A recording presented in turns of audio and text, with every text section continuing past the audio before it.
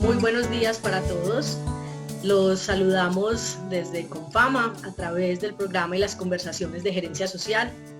De verdad es un gusto para nosotros estar acompañándolos a ustedes, nuestro público, nuestros participantes en estas conversaciones. Como saben, venimos discutiendo alrededor del ciclo Futuro Consciente y hoy estamos aquí con ustedes cumpliendo esta cita con una invitada muy especial.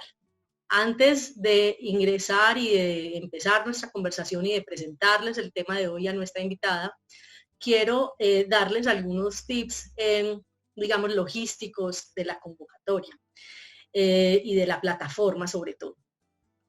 Como saben, bueno, tenemos una invitada que estará hablando en inglés y por ende la plataforma, como pueden ver abajo, tiene un símbolo de globo en donde pueden ingresar y hacer la selección del idioma en el cual quieren escuchar o seguir esta conversación. Está tanto en inglés como en español y para la versión que escojan también pueden habilitar que tengan, digamos, el audio original activado o desactivado.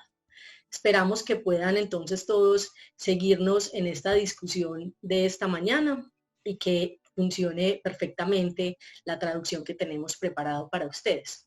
Otro tip que les queremos dar es que en el mismo panel y abajo en esta guía de herramientas tenemos un chat en el cual nos pueden dejar sus comentarios y pueden conversar, presentarse ustedes también. Nos interesa y nos parece muy interesante poder saber quién nos acompaña hoy. Entonces nos dejan ahí su nombre, de dónde nos acompañan. Y así también vamos generando una dinámica de conversación y sabemos quiénes estamos aquí.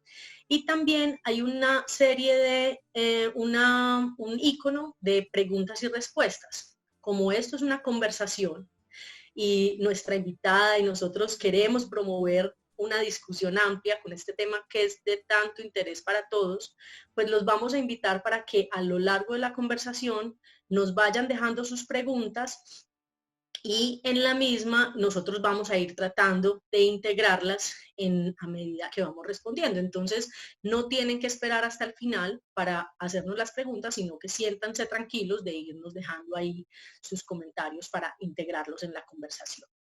Ya cerrando entonces digamos, este punto de instrucciones, queremos ahora sí darles la bienvenida. Como saben, nuestra conversación de hoy nos invita a discutir sobre cómo superar los desafíos para la inclusión en el entorno empresarial, sobre todo apoyados desde las ciencias del comportamiento. Y estamos muy contentos de estar aquí por dos razones. Uno, principalmente por nuestra invitada que nos acompaña, ya ahorita más en un momentico se las voy a presentar, pero es una persona que admiramos, que hemos tenido la oportunidad desde Confama de conocer hace un poco más de un año, que nos ha acompañado en estas reflexiones de las ciencias del comportamiento a nosotros y otros empresarios de Antioquia, y que es además una experta en el tema y está abierta siempre para esta discusión. Entonces, estamos muy complacidos de estar aquí con ella. Y el otro motivo por el cual nos alegra bastante esta conversación es porque, como ustedes saben, la inclusión y estas preguntas es uno de los temas que nos inspira, que nos reta y que en cierta forma nos obsesiona para crear y discutir desde conocimientos y desde experiencias empresariales.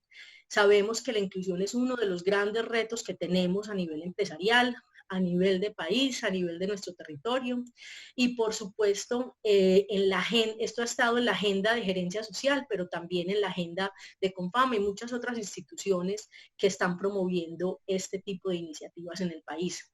Sabemos que antes de este contexto, digamos, de la pandemia, hemos tenido muchísimas preguntas sobre la inclusión y sobre cómo la inclusión puede abordarse desde los escenarios empresariales. Y esas son preguntas que hoy todavía son muy Today relevantes. are relevant En and la they agenda. cannot be Pero en forgotten. Colombia particularmente ha estado muy asociado In a la Colombia, it's been inclusión linked in inclusion of minority. personas vulnerables, a la inclusión de diferentes poblaciones, de mujeres y generar más oportunidades para mujeres. Y todas estas preguntas hoy siguen estando en agenda, pero además se ha incorporado un nuevo reto y es que estas dinámicas nuevas de trabajo nos han volcado a una serie de preguntas que nos ponen a todos en un nuevo contexto y frente a unos nuevos retos. Entonces, para eso estaremos conversando hoy aquí con nuestra invitada, que es la profesora Grace Lordan. Grace es profesora asociada del Departamento de Psicología y Ciencias del Comportamiento del London School of Economics. Su investigación se basa en comprender y cambiar resultados laborales, conductas en el trabajo, la diversidad, la inclusión, la clasificación ocupacional y el bienestar de los trabajadores. Todo esto a partir de la implementación de metodologías de vanguardia desde las ciencias del comportamiento y la economía. Grace además es habitual conferencista en temas del área financiera y de servicios, tanto en el Reino Unido como en la Unión Europea. También ha tenido trabajos de política pública tanto en el Reino Unido como en los Estados Unidos y hoy es quien dirige en la iniciativa de inclusión para Londres desde la Universidad de London School of Economics. Este es un proyecto de 3 años que lo que busca es promover una medición de la inclusión y demostrar la incidencia que ésta tiene en los logros de las empresas en materia de creatividad y de innovación. Entonces, de verdad que tenemos una invitada con toda la experticia, es una voz global de mucha relevancia en estos temas y para nosotros es un gusto tenerla hoy aquí. So, welcome Grace to our conversation. Bienvenida, Grace, a nuestra conversación. Ya escuchó acerca de las palabras de bienvenida que le di a las personas que están en esta conversación el día de hoy. Quiero decir hola a usted nuevamente y darle un espacio para que usted también salude al grupo antes de comenzar. Hola, hola a todos. Muchas gracias por conectarse esta mañana. En Ciencias de Comportamiento pensamos mucho en cómo gastamos el tiempo, ya que el tiempo es uno de los recursos que son ilimitados. Así que me siento muy privilegiada de que ustedes se hayan conectado esta mañana y que para hablar acerca de inclusión, como dijo María Luisa, soy de la Escuela de Economía de Londres, ya he estado ahí como 9 años, soy profesora de la ciencia del comportamiento y psicología y en la parte de la inclusión. Y cuando pienso acerca de inclusión, no es porque lo piense como la parte de algo socialmente responsable para hacer, que es lo que muchas personas lo ven. Aunque está en mi corazón, lo pienso desde la perspectiva de los negocios. Si ustedes imaginan tener un negocio donde usted está tratando de tener clientes que son externos a usted, lo que realmente usted quiere es tener que esos clientes representen eh, sus productos, sus mensajes, cuando les llega esos mensajes y cuando está haciendo algo que va a ser un servicio para ellos. Y realmente pensar no solamente acerca de tener voces diversas alrededor de la empresa, pero pensar acerca si esas voces diversas están incluidas en la conversación para poder construir mejores productos y poder tener una ventaja competitiva desde el punto de vista de empresa. Como dijo María Luisa, soy una científica del comportamiento y he trabajado con Fama del año pasado cuando vinieron aquí a Londres y estoy muy triste no poder haber ido a Colombia este año porque ya tenía un plan de viaje. Apenas se acabe la pandemia, con toda seguridad los voy a visitar para poder mirar cómo va y cómo va todo. Pero algunos de ustedes de pronto son de pronto nuevos a las ciencias del comportamiento. De hecho, yo estudié economía y ciencias de ingeniería de computacional, pero para mí las ciencias del comportamiento es algo muy importante para cualquier economista y tenerlas, estas son muy importantes. Y trato de trabajar con psicología, psicólogos y neurocientíficos. Si ustedes son nuevos en la parte de la ciencia del comportamiento, para mirar la parte de decisiones, si usted es un economista, imaginamos pensar en esto y poder mirar el costo, beneficio y riesgos. Y lo que esto significa en práctica es que creemos que cada decisión que toma un individuo, sea comprar una taza de café o comprar una casa o seleccionar una pareja para casarse, ellos siempre miren el costo-beneficio. Y las personas que no son economistas creen eso que es muy inusual porque es muy difícilmente hacerlo la mayor parte de las veces. Cuando estoy seleccionando la cena el día de hoy, por ejemplo, creo que estoy seleccionando el, el costo y beneficio de comer una hamburguesa y pienso realmente en la salud. O cuando contrato a un estudiante para la universidad, si puedo mirar el costo-beneficio y los riesgos de contratar cualquier persona en cualquier momento. Y esto se vuelve muy difícil cuando estamos operando en periodos de incertidumbre como ahora. Si usted piensa, cuando uno va a tomar decisiones irracionales, va a ser este momento, cuando estamos operando en contextos que realmente no sabemos mucho al respecto. Y COVID-19 es una de estas situaciones. Así que este tipo de toma de decisiones impacta a los gobiernos y los negocios dentro de esta pandemia. Y hoy voy a hablar con ustedes acerca de la inclusión en la ciencias del comportamiento. Para algunos de ustedes que están tomando decisiones el día a día y ustedes piensan acerca quién van a incluir en ese proceso de toma de decisiones, algunos de ustedes eh, pueden estar contratando todavía y quién va a ser esa próxima persona. Algunos de ustedes necesitan de pronto un consejo en un problema personal. Es acerca de pensar cómo entonces se busca este consejo. Para mí, la inclusión significa que todas las voces del equipo se escuchan. Si tengo un equipo enfrente de mí, que todas esas voces se escuchen. Después de esto, ¿por qué contratar a alguien si realmente no lo va a escuchar? Y también significa que todos nuestros clientes están representados en nuestra mesa de negocios, porque muchas veces pasa. Si esto no pasa, ¿cómo vamos realmente a dar un servicio bueno? Y para poder sacar lo mejor de nuestros equipos es muy importante reconocer el potencial de carencia e inclusión y poder trabajar en esto. Y la razón que esto pasa es porque si nosotros no tenemos en cuenta esto, nosotros como grupos terminamos teniendo reuniones por grupitos. Si ustedes pueden imaginar si esto pasa o no, para mirar esto es graben la última reunión y eso puede ser una reunión virtual o una reunión cara a cara. Y pregúntense ustedes, ¿cuál fue la persona que habló la mayoría del tiempo? Ciertas personas, de pronto los introvertidos, contribuyeron realmente o no.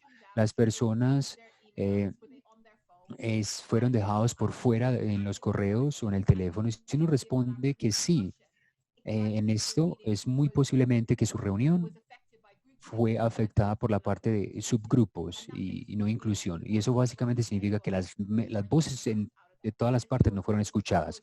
Y si usted fue una de esas voces que no escuchó, obviamente no está incluido. Eso es muy interesante para mí porque en todo el mundo organizamos las personas en equipos y hacemos esto para tener un trabajo estratégico, colaborativo, para poder hacer evaluaciones, creación de productos y tenemos discusiones.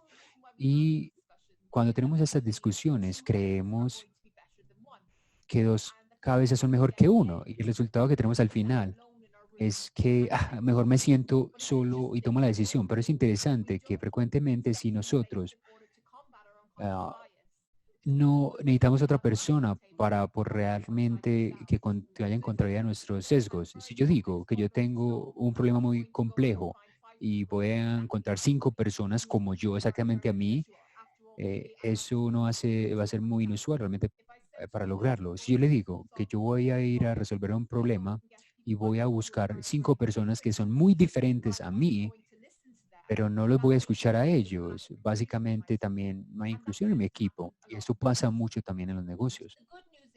La buena noticia es que si usted tiene la inclusión correcta, hay muchas ganancias porque las personas van a contribuir, le van a dar las mejores ideas y si usted es el líder del equipo, usted gana de ellos porque usted tiene mejores ideas como para tener una solución como un todo.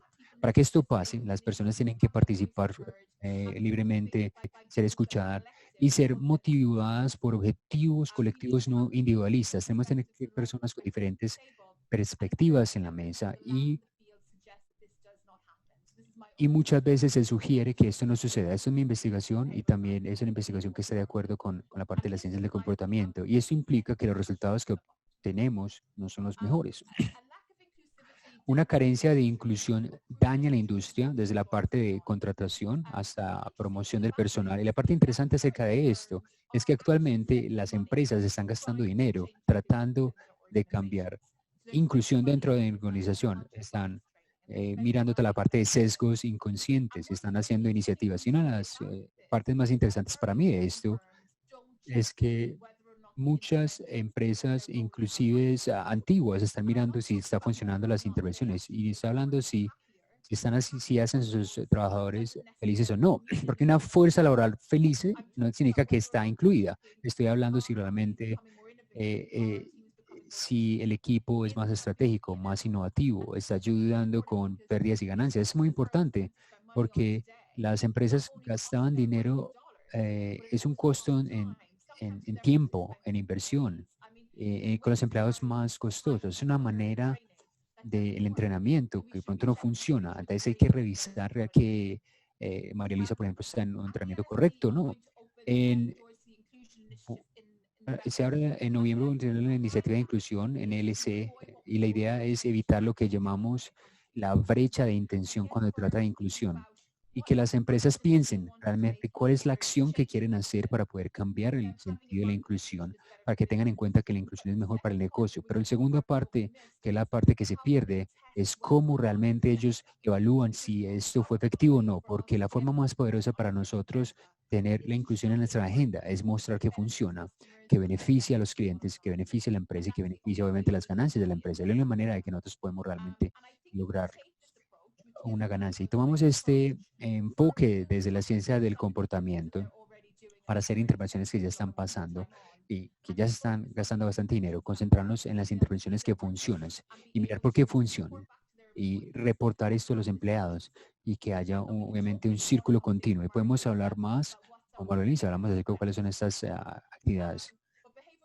Pero la ciencia del comportamiento ha explicado muchas diferentes cosas para la parte de inclusión, por ejemplo, la parte de grupos, subgrupos, y nosotros sabemos que puede funcionar, y esto lo digo porque es muy importante, o como hay trabajo que se ha hecho en el campo, no sabemos todavía qué funciona bien. Y eso es una gran oportunidad para trabajar con colegas en Colombia como con sus colegas manuales para mirar esto y mirar realmente si las personas están gastando dinero o no en esta parte de inclusión y cuáles son los resultados. Y cuando yo hablo a la parte de inclusión en NSI, el año pasado, en este año, si han trabajado dentro de la universidad, ustedes saben que los equipos son muy lentos, toma mucho tiempo los equipos en las universidades, pero tuvimos un lanzamiento en noviembre, sin importar el COVID, porque nunca pensamos que el COVID iba a pasar y los impactos de COVID-19 están impactando los negocios. Es porque ahora es importante pensar en inclusión. No, hay mucha más presión ahora, más que nunca. Estamos cortando costos, muchas personas tienen problemas de flujos de caja y obviamente hay una ramificación en la parte de prácticas de contratación. Y esto es un momento en la historia donde las compañías tienen que pivotear, tienen que pensar acerca de las cosas diferentemente. La mejor manera de poder pivotear es pensar acerca de quiénes están alrededor de la mesa y asegurarse que usted tiene las mejores ideas y asegurarse que usted está ofreciendo un producto o un servicio que los clientes no han obtenido. Y tener esos equipos trabajando en esto es lo más importante. Y es un poco más complicado que esto, porque muchos de nosotros vamos ya estamos trabajando en la parte virtual. Uno puede preguntar, ¿qué sabemos de la ciencia del comportamiento en la parte que el trabajo virtual sea más inclusivo? Y yo vi esto antes del confinamiento y hice un proyecto para mirar si podemos aprender algo o no acerca de los cambios que se están trayendo al ambiente laboral. Y hay ciertas cosas que voy a compartir con ustedes en caso de que, de que pueda ser útil para ustedes. Lo primero es que en periodos de gran incertidumbre, una de las cosas que tenemos que trabajar es la confianza de los empleados. Cuando pasa el COVID allá dentro de las empresas, es un tiempo excelente para construir confianza y para mostrar a los empleados que confían en la compañía, van a trabajar más duro para la empresa, van a estar más comprometidos y las compañías que encuentran que se pierde cierta confianza, obviamente porque se sale de un lugar de la empresa física a un lugar virtual. ¿Cómo organizamos esto? Lo primero es poner atención acerca de cómo se marca la comunicación con ellos. Como una compañía, nos comunicamos con los empleados y lo estamos gestionando Y la evidencia es que no es necesariamente correcto porque las personas obtienen mucha carga de información, la cantidad de información que se le está dando a ellos, no solamente por los trabajos, pero también por los hijos y por el gobierno y toda esta información. Tratar de evitar una sobrecarga de información y tener objetivos y horarios de comunicación para que los empleados entiendan cuándo vienen y concentrarnos en mensajes claves. Lo que uno quiere que esos mensajes claves sean de que usted tiene transparencia en la toma de decisiones, de que se van a tomar decisiones grandes eh, y también de que ellos tienen obviamente una participación en su futuro y esto va a construcción de confianza. Si usted empieza a confiar en sus empleados, usted va a generar u- un, un capital. Durante el encierre del COVID-19 ya tenemos muchas personas que están en la casa y nos podemos monitorear como se monitorean cuando están en la oficina. Y no es una tendencia realmente. Muchas veces no se les permite a los trabajadores que hagan las cosas independientemente. Los empleados hay que darles confianza, así trabajan en diferentes horarios del comienzo y se ha mostrado que pueden ser mucho más innovadores, mucho más productivos y mucho más comprometidos. Perdón, quería hacer una pausa ahí para recapitular algunos de los aspectos que mencionó con los beneficios de tener u- una fuerza de trabajo más inclusiva y más diversificada. Y obviamente los resultados de estos es innovación, más creatividad, más ideas y estar mucho más cercanos a los clientes y a la audiencia para poder entender la imagen mucho más grande de todo el negocio. Y como usted mencionó, obviamente esto han habido preguntas donde las empresas ahora entienden que la la agenda de inclusión está ahí y no podemos retroceder porque solamente no trae, trae beneficios para el negocio, también para las personas y para el desarrollo económico y social. Lo que yo entiendo de la investigación en la que estás presentando es que obviamente, y lo mencionaste, porque continuar con estas iniciativas de inclusión durante el COVID, porque todavía tiene sentido y porque todavía es relevante. Y usted menciona que usted está empezando a hablar acerca de lo que está pasando el día de hoy, cómo hay nuevas preguntas y nuevos retos y ahora estamos enfrentando una nueva dinámica de trabajo. Las personas están en las casas, las compañías tienen que eh, escuchar a todos los empleados, tener acceso a los sentimientos y ideas de ellos, incorporarlos en los resultados y en la operación del negocio. Así que básicamente lo que usted está mencionando, usted comenzó a entender y concentrarse en lo que está pasando en este momento y cómo nosotros no nos atrasamos en esa agenda que las empresas ya han reconocido y que ahora están enfrentando diferentes retos. ¿Cómo enfrentamos eso el día de hoy? Y usted menciona acerca de la comunicación como uno de los aspectos, creo que es muy importante. Y también creo que una pregunta es, ¿cómo involucrar a todas las personas? ¿Cómo continuar teniendo una cultura organizacional y cómo hacer esto fácil y cómo sentirnos parte de la solución y entender esos nuevos retos que tenemos? Y estoy muy contenta de encontrar que tu investigación actual ahora está explorando estos diferentes retos y solamente quería hacer un pequeño break acá para poder entender de dónde viene y cómo ahora entendemos desde su investigación qué están enfrentando las empresas hoy y cómo nosotros como líderes podemos presentar o traer cosas simples, dinámicas, intervenciones simples para poder enfrentar esos nuevos retos. Solamente voy a dejar que continúes y que continúes presentando estos diferentes retos que has encontrado en tu investigación y obviamente continuar motivando la conversación. Yo sé que ya hay personas que están haciendo preguntas en el chat y, y me siento muy feliz porque creo que cuando estaba leyendo tu investigación me alegró poder entender la relevancia que tiene y qué tan cercano está a las preguntas que nos estamos haciendo en el mundo laboral, en el lugar de trabajo. Así que continúe y presenta. todos esos challenges, retos que ya mencionó. Eh, Tenemos muchos retos por la parte de inclusión y lo que mejor que podemos hacer como empresa es pensar en soluciones fáciles. Y cuando digo soluciones, es que no sean muy costosas, que nos permita incluir más perspectivas en el día a día, en la toma de decisiones y que no tomen mucho tiempo. Y cuando hice esa investigación específicamente en la parte de trabajo virtual, fue cuando estábamos empezando en el periodo de la cuarentena y una de las grandes es la presión del tiempo, no es solamente del trabajo, pero sino en la casa. Muchas de las soluciones que traje esa es como son fáciles y construir confianza es uno de ellas. Concentrarnos en la comunicación, en el mensaje que se entrega.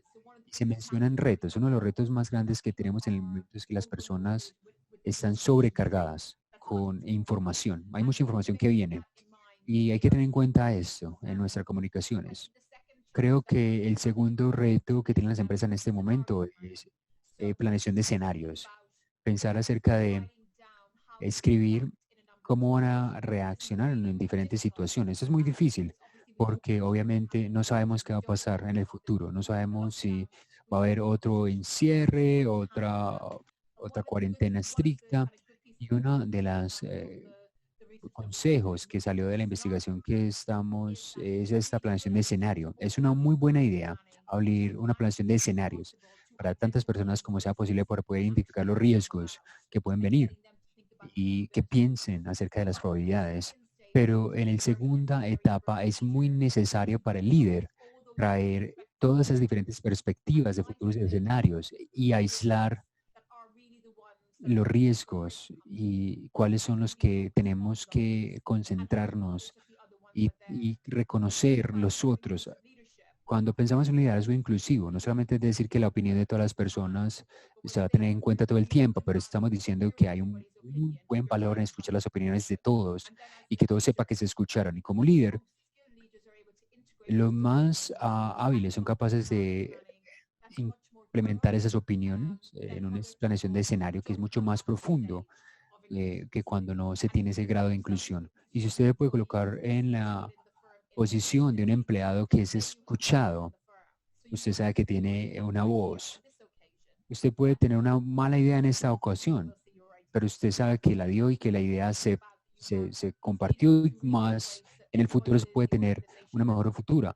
Y los líderes buenos son los que reconocen que todas las personas tienen algo que decir y que tienen valor y inclusive si sean equipos muy pequeños, 10, y que el líder tome esa idea y que integre esa perspectiva. En el caso del COVID-19, el reto es la planeación a futuro, pero saber exactamente qué hacer en la mitad de esta pandemia, es poder compartir estos mensajes y lograr que los empleados participen en esa etapa inicial y que se pueda construir confianza. Ya mencioné que si usted enmarca la comunicación bien, usted puede construir confianza también. Y dijo que hay que confiar en los empleados y dejar que trabajen autónomamente. Y algo que yo adiciono es permitir a los empleados que se equivoquen. Una de las cosas que no nos permite hacer es que hay muchos empleados que tienen miedo de cometer errores y como tienen miedos de cometer errores no quieren hacer acción. Y esa parálisis por miedo a un error, la idea es que uno quiere que las personas puedan hablar y que puedan decir, bueno, me puedo equivocar o que personas, es mejor que se equivoquen hablando y compartiendo las ideas que después haya un error por no compartirlo en la empresa que puede tener un efecto mucho más grande. Pero creo que para poder llegar a esa etapa de confianza donde se pueda tener las diferentes perspectivas. Una importante que podemos hacer es enfatizar, compartir el conocimiento. Las dinámicas que tenemos muy frecuentemente nos sobreconcentramos en la información que tenemos en común. Si tú y yo, María Luisa, tenemos algo en común que nos gusta, continuamos hablando acerca de eso y de eso todo el tiempo. Y no te voy a decir otra idea diferente a la tuya y tú no me vas a dar otra idea diferente a la mía porque no es común. Y y está bien de pronto hablarla en el café, en el restaurante, pero si estamos en una reunión de trabajo, muchas veces esas ideas que no están tan integradas no se traen. Y como compañía es enfatizar eso. Si estamos en una reunión, no queremos que haya una reiteración de opiniones o reafirmación de opiniones. Eso se puede sentir un poco intimidante inicialmente y muchas veces las personas dicen, "Pues, no tengo nada que contribuir, eso está bien, en ese de pronto no es necesario, pero queremos que los equipos no se concentren solamente en la mayoría y en la decisión de la mayoría, sino que también se puedan tener diferentes perspectivas y que se puedan hablar acerca de perspectivas diferentes y no tan comunes.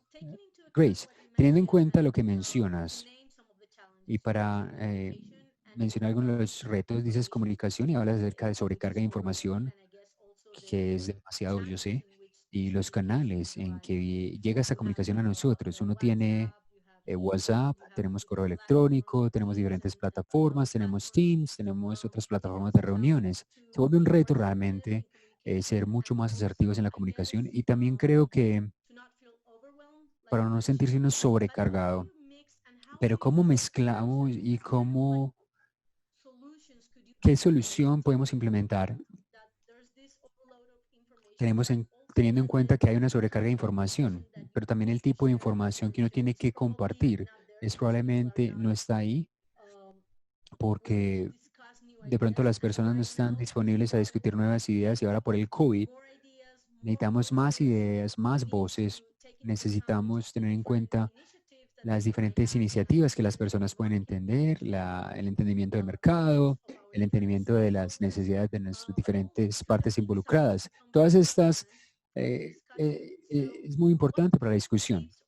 ¿Qué tipo de consejos o iniciativas puedes proponer o encuentras o has encontrado en la investigación, ya que tenemos que trabajar en esto de una manera que sea fácil, que sea simple, divertido, para que las personas lo puedan lograr? ¿Qué sugiere usted para este primer reto? Creo que todas las compañías, en, si se hace una planeación de escenario, va a ayudar a mirar todos estos riesgos y que trabajar. Y es un muy buen momento para organizaciones para tratar de que los empleados den sus ideas acerca de cómo esos problemas se pueden resolver en una planeación de escenario. Y una forma de involucrar más a las personas es realmente enfatizar, compartir el conocimiento. Cuando hablamos acerca de comunicación y cómo la comunicación puede ayudar, comunicación confiable, que solamente venga por decir una hora exacta en un día exacto, pero enfatizar cómo los empleados pueden dar una retroalimentación en cosas claves que van a pasar y dejarles saber que toda la información que ellos están dando va a ser leída. Usted como líder debe responder. eh, eh, usted debe tener en cuenta que cada punto de cada persona debe ser contestado y pensar acerca si esa idea que está de pronto un poco por fuera hace parte de esta planeación de escenario o no. Y la idea es no bombardear a las personas con información, pero enfatizar que la voz de ellos es importante para la organización y que para que pase esta compartir el conocimiento orgánicamente, porque no es barato para las personas compartir su conocimiento. Hay muchas plataformas que podemos compartir información y dependiendo de dónde está la compañía, puedas tener una favorita, pero realmente estamos utilizando esto de una manera que trae diferentes voces a la mesa. Y cuando usted manda la próxima comunicación, usted puede hablar acerca de cómo llegaste con esas ideas y, y cuáles son las voces que están representando. Creo que ese loop de retroalimentación es muy importante. No solamente hacer que los empleados se sientan bien, pero también abrir la puerta a diversidad de perspectivas para las personas que de pronto no hablan en las reuniones y que no comparten. Hay una pregunta de, de los participantes del día de hoy, Julián Arango, y él está preguntando, la voy a leer, men- creo que mencionaste programación neurolingüística como una herramienta, ¿hay evidencia acerca de su efectividad? Y creo que Ya que estamos hablando acerca de comunicación, podemos hablar acerca de esta pregunta de programación neurolingüística y si esto se conecta con ciencias del comportamiento y cuál es tu opinión al respecto. No, no he hecho ninguna investigación acerca de programación neurolingüística, pero tengo un colega que lo hace. Voy a hablar de lo que he escuchado de ella. Y la evidencia está un poco mezclada y realmente el contexto importa cuando usted utiliza PNL, en una empresa. Y la pregunta regresa a lo que dije al comienzo. Si usted quiere utilizar PNL para cambiar un resultado, es muy importante que usted está mirando si ese resultado se mueve a la dirección que quiere o no, inmediatamente a través del tiempo. Para mí, mi opinión es que es algo que puede tener potencialmente grandes beneficios, pero está basado en el contexto. Y mucha investigación que se ha hecho en este contexto, pues, no sabemos si va a funcionar en una industria y va a funcionar en otra industria, en un contexto o ocupación. Como alguien que consume investigación, me gustaría saber más de esto, pero está muy basado en el contexto, la parte del PNL. Y esto, gracias por contestar esta pregunta. Y creo que mencionaste algo de tener el contexto en cuenta, que es algo que es obligatorio cuando estamos hablando acerca de ciencias del comportamiento y diseñar intervenciones.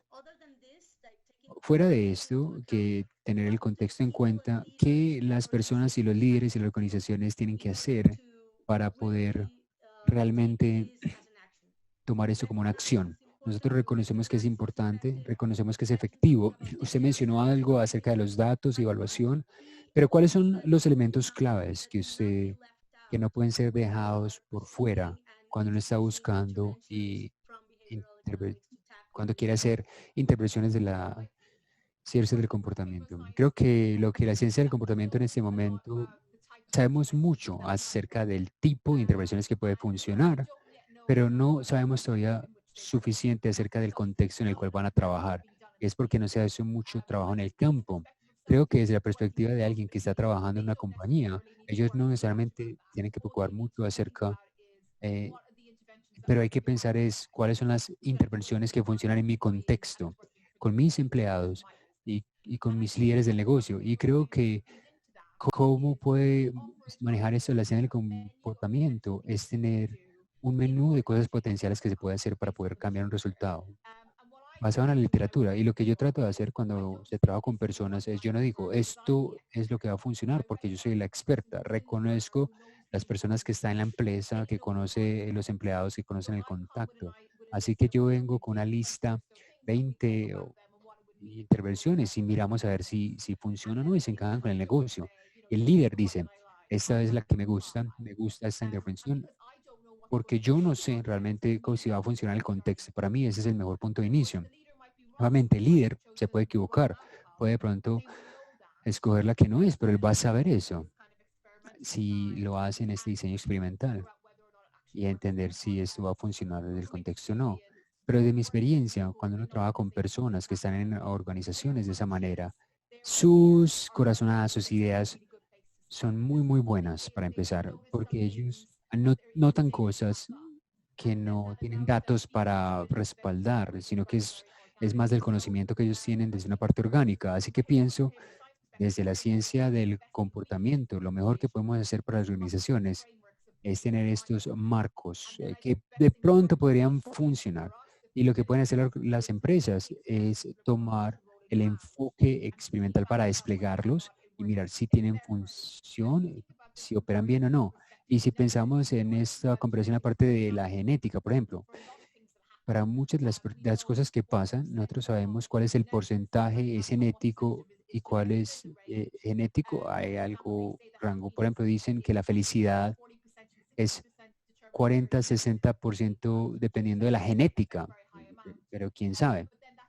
Pero hay un 40% que es del contexto. Y pienso lo que me gustaría ver desde la ciencia del comportamiento es llegar a un lugar donde podamos decir, si yo estoy tratando de cambiar la inclusión, hay un 60% que es el comportamiento humano, así esté en Colombia, en Londres o en cualquier otra parte del mundo. Hay un 60% que es eh, del comportamiento humano, no importa, pero hay otro 40% que es específico al contexto o cualquiera que sea el porcentaje y poder compartir conocimiento entre las empresas y las universidades. Y el beneficio para las compañías es que ellos no van a continuar gastando dinero en algo que toma tiempo y dinero. Muy bien, perfecto. Voy a regresar a tu investigación y voy a regresar a la pregunta acerca de inclusión. Tenemos más preguntas de la audiencia, pero antes de traer una pregunta a la audiencia, quiero preguntarte qué otros retos has encontrado en tu investigación con la parte de inclusión en ambientes virtuales para poder ir de en adelante y hablar acerca de los aspectos que creo que son muy importantes para poder conectarnos con la realidad de todas las personas que están acá de pronto encarando. Creo que los primeros retos es que hay muy poco escrito acerca de inclusión virtual. Pensamos que lo que hacemos lo que funciona, por ejemplo, en un salón de reuniones, no va a funcionar obviamente en el ambiente virtual, es uno de los grandes retos. Y el primer punto de esto es sintetizar lo que ya tenemos. Hay ciertas cosas que han salido también en la investigación. Yo creo que lo primero es que la inclusión en un lugar virtual es mucho más alto que en lo que está en cara a cara, que me parece inusual. Pero aunque la inclusión es más alta, tenemos que mirar cómo se mide. Cómo se mide la inclusión es la idea es que están saliendo al foro, las personas están dando ideas al grupo, pero no cómo esas ideas se unen como grupo. Y cuando vamos a la inclusión virtual, se vuelve peor. Nos sentimos más cómodos dando las ideas, pero hay una carencia de integración hacia el grupo. Y lo segundo que realmente fue interesante para mí cuando vamos al ambiente de inclusión virtual en grupos, dentro de organizaciones, son más grandes los grupos. Lo que eso significa es que usted tiene grupos de individuos que se llevan bien, socializaron en el pasado, se vuelven mucho más cercanos en la parte virtual y tienen una tendencia a excluir a los otros. Eso es algo que hay que mirar, que buscar, hay que pensar cuáles son los silos de la organización y cómo se construyen silos artificialmente. Y durante la pandemia del COVID-19 hemos visto un incremento mucho más grande en el número de silos organizacionales. Y lo tercero es estas organizaciones improvisadas. Si yo estoy trabajando hoy el día de hoy, digo, bueno, de pronto te encuentro en el pasillo tomando un café y eso no lo tenemos en el mundo virtual. Esas reuniones de mitad de pasillo con un café. Y realmente es difícil recrear esto. Por ejemplo, investigación en el sí, tengo este tiempo donde las personas pueden, no hay cita, no hay nada, hay un room en Zoom y pasan y hablan y se toman un café. Pero ¿cuáles son las cosas que esas reuniones improvisadas? Muchas veces estas reuniones no organizadas en mitad del pasillo en un café donde salen grandes ideas y obviamente el mundo virtual se llevó esto. Creo que estas son las tres cosas que me parecen interesantes mencionar. Para tener en cuenta que los últimos retos que mencionaste yo estaba pensando y hablé acerca de esto con algunos de los colegas y parece que el coffee break o ir de una reunión a otra y pasar de un edificio al otro, encontrarte a alguien en el pasillo y hablar de algo que surgió, trae nuevas posibilidades, diferentes resultados de conversaciones esporádicas y el mundo virtual están, como lo mencionó, están acabando con esta interacción entre los colegas y los miembros de una empresa. Pienso que esto es algo que las personas extrañan y para poder, inclusive también tenemos que tener en cuenta que esto ayuda a la cultura de organización. ¿Qué has encontrado en ese reto específico de cómo las empresas, líderes de negocio, pueden tratar de introducir estos momentos ah, improvisados en los equipos para que no nos perdamos estos buenos resultados de esas conversaciones improvisadas en mitad de pasillo. Creo que lo interesante de nosotros trabajando lado a lado es que estamos muy cerca en distancia física, y la distancia física significa que tenemos una seguridad psicológica mucho más grande. Entre más cercano esté a ti, tengo una seguridad psicológica. De otra forma en que se pueda bajar esa distancia psicológica, aunque haya una distancia física mucho más larga. Hoy la idea, tener un,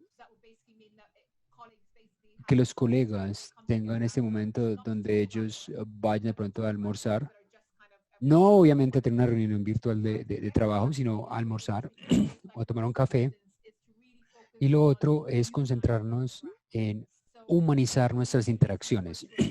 Cuando hacemos estas reuniones virtuales, hay un gran riesgo que nos concentramos mucho en el trabajo, mucho en lo que hay que hacer, y se nos pierde esos momentos donde uno llega a una reunión y diga, hey, ¿cómo vas? Hey, me gustan tus zapatos. Hey, eh, es, hay que tener esto en cuenta y hacerlo como colega, preguntar a las personas, pero lograr que las personas hablan de cosas diferentes.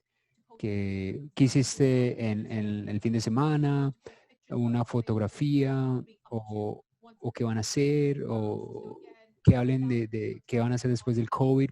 Hay que pensar en estas otras cosas, pensar en uno, pensar en el colega, pensar en otras personas para no ser tan fuertemente solamente en el trabajo. Y creo que esto no solamente habla acerca de la cultura organizacional y la promoción de la innovación, sino también el bienestar de las personas en las oficinas, porque ese sentido de pertenencia es algo que nos mantiene cohesivos, es muy importante y ha sido muy relevante ahora, en la mitad de esta pandemia.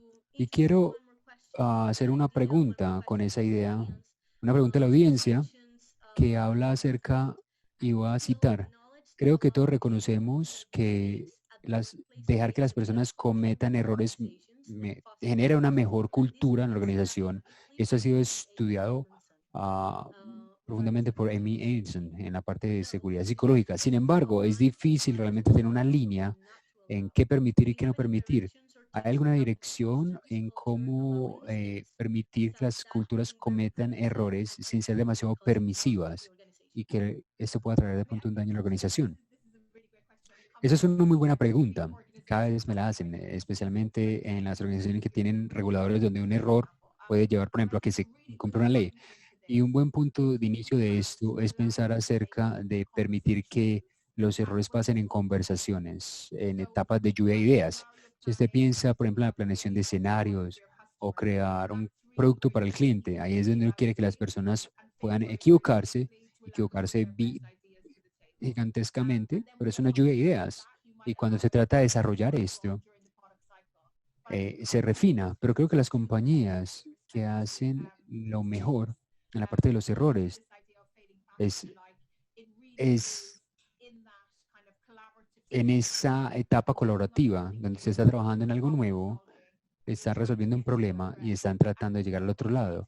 Y está bien cambiar de modos en estas reuniones. Y usted puede decir, estamos empezando algo nuevo, estamos innovando. La única manera que podemos innovar y que podemos es traer todo lo que tengamos en la cabeza y sin importar que sea un error, ser honestos acerca de tus errores, tus fallas y poder continuar hacia adelante. Así que para mí, para una compañía que tiene una idea en la parte de etapa creativa, resolución de problemas, es donde se puede hacer toda esta parte.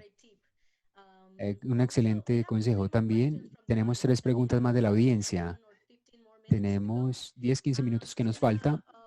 Quiero continuar y darle prioridad porque no quiero que se pierda el flujo de la conversación.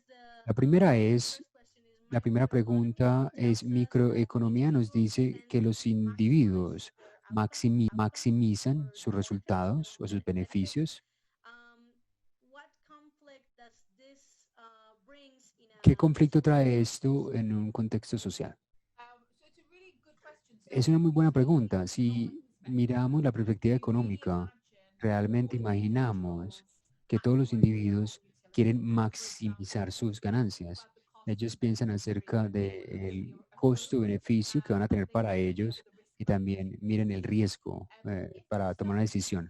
Si usted es alguien que obtiene beneficios por estar en el colectivo, si usted gana felicidad o algo por estar en un grupo, usted puede integrar también eso en ese marco de toma de decisiones. No necesariamente significa que va a generar un conflicto. Si tenemos personas que tienen una perspectiva de grupo, eso va en contra de esa teoría. Lo que yo pienso que es más interesante es cuando pensamos acerca de decisiones que están tomando los individuos. Si lo ponemos en un marco de referencia en la mente, donde costo, beneficio y riesgo, como dice la economía, pero también tenemos actitudes de comportamiento, el parámetro B. Y dentro de ese parámetro B pensamos acerca de los valores que tenemos dentro de nosotros. Y, y eso es una manera que la economía del comportamiento también integra esto en la toma de decisiones de los individuos. Y también es una manera fácil para las compañías poder visualizar cómo ellos pueden cambiar los empleados de peor a mejor. Ese parámetro comportamental que tenemos cuando alguien va a hacer algo o no, no es solamente está afectado por nuestros propios valores que nos dieron nuestros padres, nuestra cultura, pero como pasamos la gran mayoría de nuestro tiempo en nuestro trabajo, nuestros valores también empiezan a compartirse con la compañía. Y eso lo vemos, para bien y para mal, cuando las personas, por ejemplo, que no tienen historia de hacer algo malo, terminan trabajando en una compañía que tiene una cultura tóxica y empiezan a hacerle trampa a su propia empresa. O inclusive personas donde hay otra cultura diferentes que cambia las actitudes también. Así que lo que estoy tratando de cambiar en las personas de la sociedad, que pasen obviamente de una actitud individualista a una mucho más grupal para poder trabajar los valores de las personas. Y creo que es la manera más rápida de poder lograr esto, más que trabajar en el persona a persona. Y creo que eso me hace pensar acerca de algo que nosotros en Confamo nos preocupa bastante, y es en el momento hay una necesidad para generar y para trabajar en hábitos específicos. Por ejemplo, cuidar las personas, hábitos como lavar las manos, usar tapabocas, distanciamiento social, reportar tus síntomas de salud, hablando acerca del escenario de COVID-19, de COVID-19, y mencionas los resultados de la compañía. ¿Qué piensas que las compañías pueden hacer para promover estos buenos hábitos que impactan de manera colectiva a la sociedad para poder cuidar a las personas, obviamente cuidar la economía, los trabajos, las personas y toda nuestra sociedad? Creo que hay dos cosas. Creo que lo primero es mensaje consistente, también con normas sociales. Debe tener una idea acerca de qué es lo que ellos quieren contribuir a la sociedad durante este tiempo y tomar ese mensaje a los empleados desde la parte de arriba hacia abajo, pero también desde pares con los cuales los empleados se identifican. Sabemos que nosotros como individuos seguimos lo que otras personas hacen que nos caen bien. Y, y muchas veces la acción de una persona puede jalar o generar una atracción en las otras. Y creo que lo segundo es que sea mucho más fácil. Usted mencionó la idea acerca de que ahora necesitamos tener tapabocas, utilizar gel, lavar las manos, hacer que esto sea fácil para los empleados, para que lo hagan. Sí. Por ejemplo, si las empresas pueden dar las máscaras a los empleados, si están en la posición de dar, obviamente, gel en los sitios, es más fácil. Cuando voy a trabajar, de pronto haya una estación donde tengo que colocar gel. Obviamente, eso también me va a empezar a generar ese hábito que lo va a pasar a mi casa, hay ciertas cosas que tienen que ser consistentes. Eh, el mensaje tiene que ser consistente para que el cambio de hábito sea mucho más fácil. Perfecto. Muchas gracias por contestar todas nuestras inquietudes. Creo que es muy interesante y hemos manejado realmente cubrir casi la gran mayoría de las preguntas de nuestra audiencia. Tengo una pregunta más de la audiencia que voy a darle prioridad en términos de la llegada que tenemos y después voy a cerrar con una pregunta que es muy cercana a nuestros temas y espero que lleguemos a una conclusión final de esta discusión en la parte de inclusión y ciencias del comportamiento. La pregunta de nuestra audiencia es, ¿hay o no una relación entre ciencias del comportamiento y constante para la planeación de escenarios? Tengo que decir que no sé la respuesta a esa pregunta. Realmente no puedo decir algo que puede ser vago, que llegue, eh, pero realmente no sé cuál sería la respuesta. Bueno, la vamos a dejar entonces para después, pero voy a buscarla porque creo que es importante. Muchas gracias por tu pregunta. Perfecto. Y luego, antes de concluir, voy a invitar que des últimas palabras. Quiero preguntarte algo en la parte de inclusión también. Y es básicamente, yo leí, y esto probablemente es muy común a la audiencia y a usted también, y es, hay un, hay un sentir en la parte de inclusión de género en el COVID, porque diferentes responsabilidades que tienen los hombres, las mujeres, que ha mostrado cómo hay una brecha que es muy cercana a nuestro corazón y que es muy relevante e importante en cualquier parte del mundo en términos de empresas y cómo traer más oportunidades y cómo llevar a las mujeres que puedan escalar esa escalera para poder tener acceso a diferentes oportunidades de liderazgo. ¿Qué recomienda o como algo que las compañías tienen que hacer para poder contribuir a mermar esta brecha o trabajar esto durante la pandemia? Eso es muy importante. Cada, las mujeres están en muchos momentos desigualdades en la parte de cuidar a los hijos, familias, padres, trabajo, y hace que las mujeres, por ejemplo, ahora que están trabajando en la casa sea mucho más difícil, porque y los hombres están regresando a las oficinas mucho más rápido que las mujeres. Y las redundancias que he visto, esto es muy específico en el Reino Unido, hay muchas más mujeres que están perdiendo el trabajo en el Reino Unido y la pregunta es, ¿qué podemos hacer con esto? Y lo primero que podemos hacer es auditar realmente quién y por qué y, y tener en cuenta que despedir una gran cantidad de mujeres de la empresa, eso va a generar obviamente un gran impacto en la empresa y también invitar a tener esto presente. Muchas soluciones para las compañías en la parte de la auditoría serían esto. Se nos olvida este periodo en el cual las mujeres fueron a la casa y hubo mucho más paros. Y tener en cuenta que hay que invertir en posiciones de liderazgo. Si usted invierte para llegar a una posición de liderazgo y 6 meses donde se puede estar en el mejor rendimiento, obviamente pasa. Cuando hay una pausa, va a haber mucho más negativo, pero pensar en formas de cómo traer de regreso que hace que haya una nueva transición para que cuando se pueda regresar es muy, muy importante.